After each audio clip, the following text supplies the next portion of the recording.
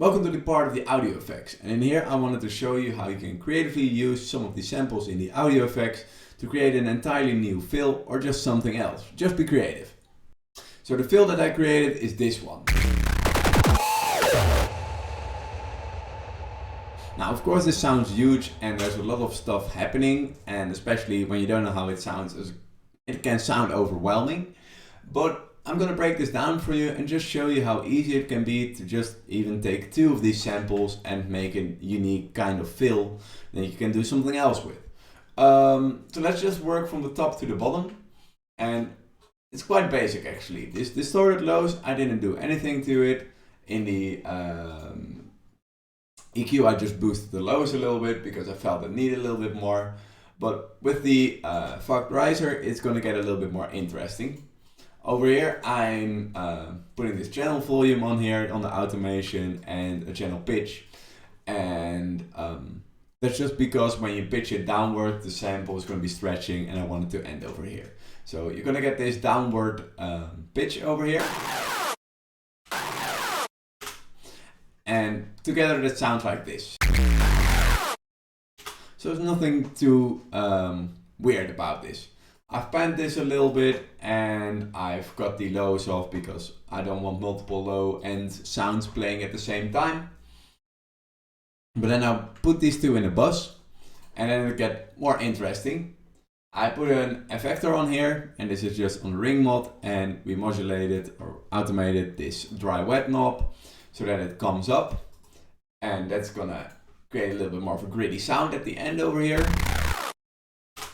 And after that I put an automation on the volume of this bus, so we're gonna create even more of a stuttering sound, and then it sounds like this. So this automation over here is gonna come up and cut more of the volume as it progresses. So after I had this, I actually wanted to have a little bit of a stopping kind of effect on here.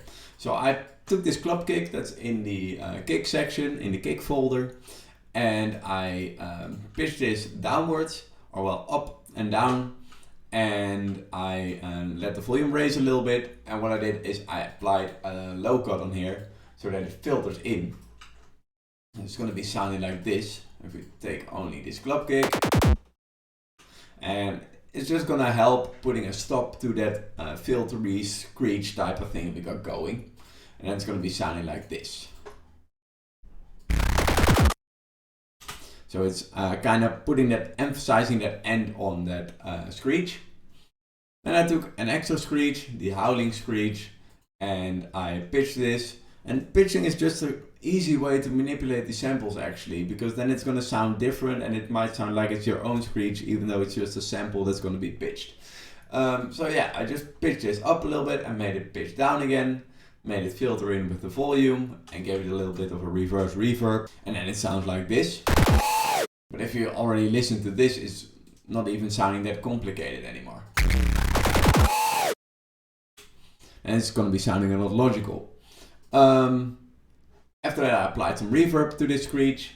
Of course I cut out the lows and gave it a little bit more extra highs just to balance it out a little bit. And then we ended up with this kind of self-made hall kick. We took the shoot it down effects and I just cut the entire tail off. It's quite a long sample, and I boosted some lows on here and gave it its own reverb, where we push a lot of these lows in here before the reverb, so it's gonna get a real low heavy kind of reverb. And then you end up with a sound like this.